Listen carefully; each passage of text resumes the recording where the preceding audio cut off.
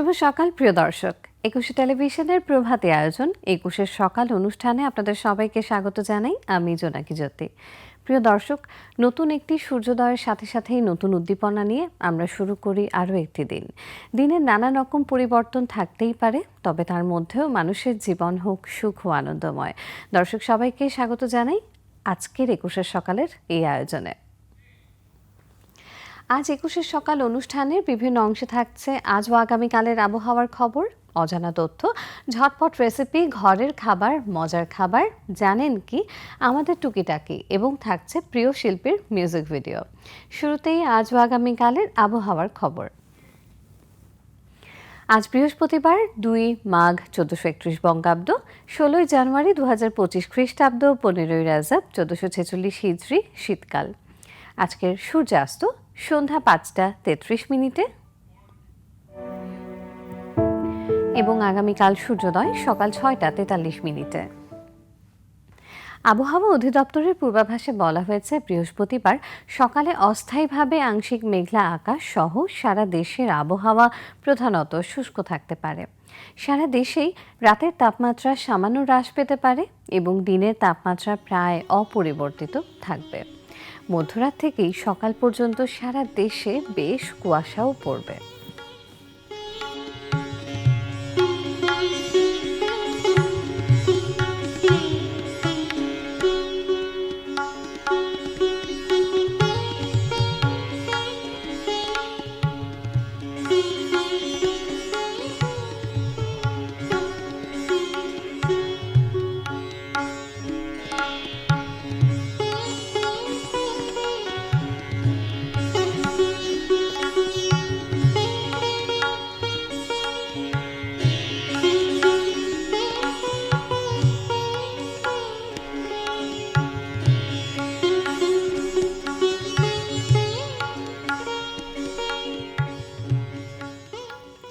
দর্শক, আজ শুরুতেই থাকছে আমাদের আয়োজনে অজানা তথ্য। আমাদের মাঝে মাঝে মনে হয় আমরা অনেক কিছু জানি, আবার মাঝে মাঝে মনে হয় অনেক কিছুই যেন জানা নেই। আমাদের জানার যেমন শেষ নেই, তেমনি জানার আগ্রহেরও শেষ নেই। আমরা জানি বা এ পৃথিবীর কতটুকু, তবে আমরা আপনার শেখা বা জানার ক্ষেত্রে একটু সহযোগিতা তো করতেই পারি। আমাদের জানা ও অজানা নানান তথ্য নিয়েই আজকের বিশেষ আয়োজন অজানা তথ্য। মানব সভ্যতার একটি গুরুত্বপূর্ণ মাইলফলক হিসেবে বিবেচনা করা হয় কাগজের আবিষ্কারকে। বিভিন্ন সভ্যতায় লেখালেখির জন্য বিভিন্ন উপকরণ ব্যবহৃত হতো। মিশরে প্যাপিরাস, মেসোপটেমিয়ায় মাটির ফলক, ভারতে তালপাতা, এসবই লেখালেখির মাধ্যম হিসেবে ব্যবহৃত হতো কাগজ। কিন্তু আধুনিক কাগজের মতো কিছু তখনও আবিষ্কৃত হয়নি। সাধারণত কাগজের আবিষ্কারের কৃতিত্ব চীনকে দেয়া হয়। 2য় শতাব্দীতে চীনের হান রাজবংশের সময় কাগজ তৈরির প্রক্রিয়া আবিষ্কার হয়। চাই লুন নামে একজন আদালতের কর্মকর্তাকে কাগজের উদ্ভাবক হিসেবে বিবেচনা করা হয়। তিনি মূলত বাম্বু, রাগ এবং পুরনো জালের মতো উপাদান ব্যবহার করে কাগজ তৈরির একটি পদ্ধতি উদ্ভাবন করেন। কাগজ তৈরির প্রক্রিয়াটি কিন্তু বেশ জটিল। প্রথমে উপাদানগুলোকে পানিতে ভিজিয়ে পিষে নরম করে নেওয়া হয়। এরপর এই পিষ্টকে একটি চালাতে ছড়িয়ে দেওয়া হয় এবং পানি নিষ্কাশন করা হয়। শুকিয়ে গেলেই কাগজ তৈরি হয়ে যায়। চীনে আবিষ্কার হলেও কাগজের ব্যবহার ধীরে ধীরে সারা বিশ্বে ছড়িয়ে পড়ে। মুসলিম বিশ্বের মাধ্যমে কাগজের তৈরি এবং ব্যবহারের জ্ঞান ইউরোপে পৌঁছয়। ত্রয়োদশ শতাব্দীতে ইউরোপে কাগজের উৎপাদন শুরু হয়। কাগজের আবিষ্কার মানব সভ্যতাকে বহুমাত্রিকভাবে প্রভাবিত করে। কাগজের আবিষ্কারের ফলে জ্ঞানকে লিপিবদ্ধ করা, সংরক্ষণ করা এবং বিস্তার করা অনেক সহজ হয়ে পড়ে। বই, পত্রিকা, দলিলপত্র এসবের সৃষ্টি সম্ভব হয়েছে কাগজের কারণেই। কাগজের আবিষ্কার সাহিত্য ও সংস্কৃতির বিকাশে গুরুত্বপূর্ণ ভূমিকা রাখে। কবি, লেখক, চিত্রশিল্পীরা তাদের সৃষ্টিশীলতাকে কাগজে প্রকাশ করতে পারে। কাগজের আবিষ্কার শিক্ষার বিকাশেও গুরুত্বপূর্ণ ভূমিকা রাখে। বই, নোটবুক, পরীক্ষার কাগজ এসব শিক্ষার অন্যতম মাধ্যম। কাগজের আবিষ্কার ব্যবসা বাণিজ্যকেও করেছে প্রভাবিত। বিল, রসিদ, চুক্তিপত্র এসব কাগজের মাধ্যমেই হয়ে থাকে। কাগজের আবিষ্কার সামাজিক যোগাযোগকেও সহজ করেছে। চিঠি, পোস্টকার্ড এসবের মাধ্যমে দূরত্ব অতিক্রম করে মানুষের মধ্যে যোগাযোগ স্থাপিত হয়। আজকের ডিজিটাল যুগেও কাগজের গুরুত্ব এতটুকুও কমেনি। যদিও ইলেকট্রনিক ডিভাইসগুলো তথ্য সংরক্ষণ ও বিস্তারের নতুন পথ খুলেছে, তবুও কাগজের মতো সহজলভ্য এবং ব্যবহার উপযোগী কোনো বিকল্প এখনও আবিষ্কৃত হয়নি। কাগজ উৎপাদনের জন্য বৃক্ষ কাটা হয়, যা পরিবেশের জন্য হুমকি স্বরূপ। তাই পরিবেশ বান্ধব কাগজ উৎপাদনের দিকে গবেষণা চলছে। পুনর্ব্যবহারযোগ্য কাগজ, বাঁশ, গমের খড়ের মতো উপাদান থেকে কাগজ তৈরি, এসবই পরিবেশ সচেতনতার একটি প্রমাণ। কাগজের আবিষ্কার মানব সভ্যতার ইতিহাসে একটি গুরুত্বপূর্ণ অধ্যায়। কাগজের আবিষ্কারের ফলে জ্ঞানের বিস্তার, সাহিত্য ও সংস্কৃতির বিকাশ, শিক্ষার উন্নতি, ব্যবসা বাণিজ্যের বৃদ্ধি এবং সামাজিক যোগাযোগ সহজতর হয়েছে। আজকের ডিজিটাল যুগেও কাগজের গুরুত্ব অপরিসীম।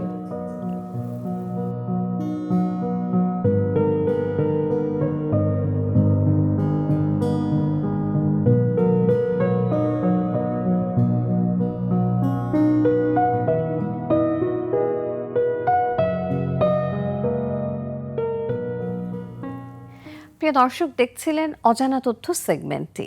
কাগজের নানা দিক সম্পর্কে তো জেনে নিলাম। আমাদের এবারের আয়োজনে থাকছে ঝটপট রেসিপি, ঘরের খাবার, মজার খাবার। দিনের শুরুটা যখন ডাইনিংয়ে, তখন কিছুটা মুখরোচক আর কিছুটা স্বাস্থ্যসম্মত খাবারই থাকা উচিত সকালের নাস্তায় এবং একই সাথে দিনের অন্যান্য নাস্তায়ও। অনেকেরই মুখে অরুচি থাকে, আর তাই বাসার খাবারের প্রস্তুতি যত ভালো হবে ততই কিন্তু খাবারের প্রতি আকর্ষণও বাড়বে। ভোজনপ্রিয় সেসব মানুষের জন্যই আমাদের আজকের সকালের খাবারের রেসিপির আয়োজন। আজ আমরা শিখব কিভাবে খুব সহজেই ডিমের টোস্ট বানাতে হয়। এবারে আপনাদের জানিয়ে দিচ্ছি কি কি উপকরণ লাগছে এই ডিমের টোস্ট বানাতে। 3টি ডিম, বাটার, স্ট্রবেরি জ্যাম, লবণ পরিমাণ মতো, পেঁয়াজ, পাউরুটি প্রয়োজন মতো এবং চিজ।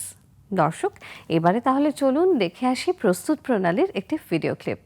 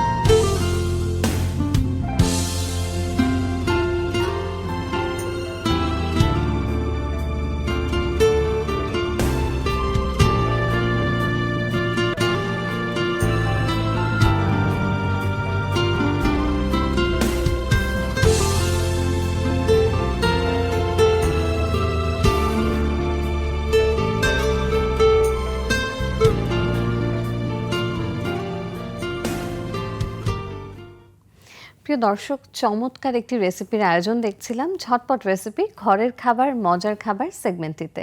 এবার নিচ্ছি ছোট্ট একটি বিরতি, তবে বিরতির পর থাকছে আরও অনেক আয়োজন, তাই থাকুন 21 সকালের সাথেই।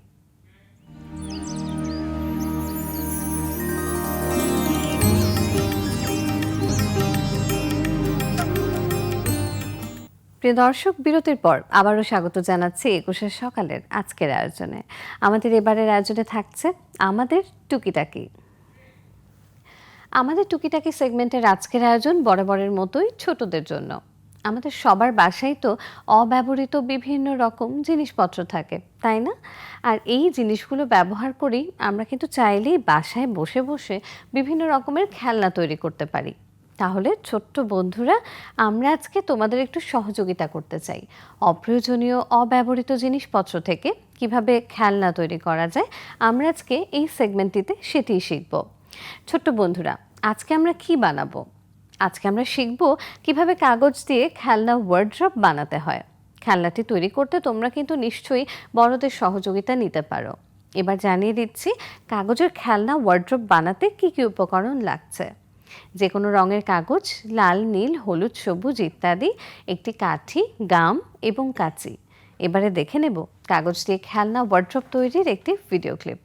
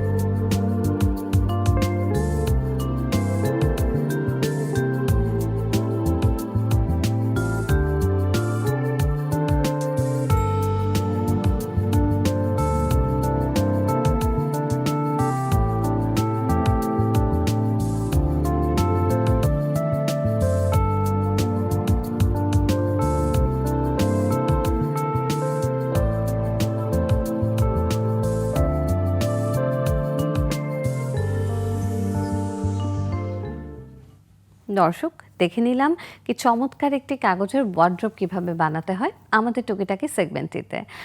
একুশের সকাল অনুষ্ঠানের এই যে আয়োজন, কেমন লাগছে আপনাদের? আপনাদের মতামতগুলো আমাদের জানাতে পারেন এই ঠিকানায়। প্রযোজক একুশের সকাল, একুশে television limited, Jahangir tower 10, Kazi Nazrul Islam Avenue, Karwan বাজার, ঢাকা 1215। ফোন 88025501 4316 থেকে 25। আমাদের ইমেল অ্যাড্রেস সকাল@একুশে-tv.com। আমাদের এই অনুষ্ঠানটি দেখতে পারেন www.youtube.com/@etv-21 সকাল এই চ্যানেলটিতে। আমরা থাকব আপনাদের মতামতের অপেক্ষায়। দর্শক, আমাদের চলার পথে প্রতিনিয়তই আমরা বিভিন্ন উৎস থেকে অনেক অনেক জ্ঞান আহরণ করতে পারি, অনেক কিছু শিখতে পারি। সবসময় সেগুলো যে প্রত্যক্ষভাবে আমাদের জীবনে কাজে আসে তা কিন্তু নয়। তবে জীবনের অনেক গুরুত্বপূর্ণ ক্ষেত্রেই দেখবেন এগুলো পরোক্ষভাবে কাজে আসে। আর তাই যখন যেখান থেকে যা শেখা যায় চোখ কান খোলা রাখুন, সব কিছু নিজের মধ্যে নিন। দর্শক, আজকের মতো একুশের সকাল থেকে এখানেই বিদায় নিচ্ছি। দেখা হবে আবারও আগামীকাল একই সময়ে। সে পর্যন্ত সবাই ভালো থাকুন, সুস্থ থাকুন। চোখ রাখুন একুশে টেলিভিশনের পর্দায় পরবর্তী অনুষ্ঠানগুলোর সাথে। বিদায় নিচ্ছি এখানেই। শুভ সকাল আরও একবার।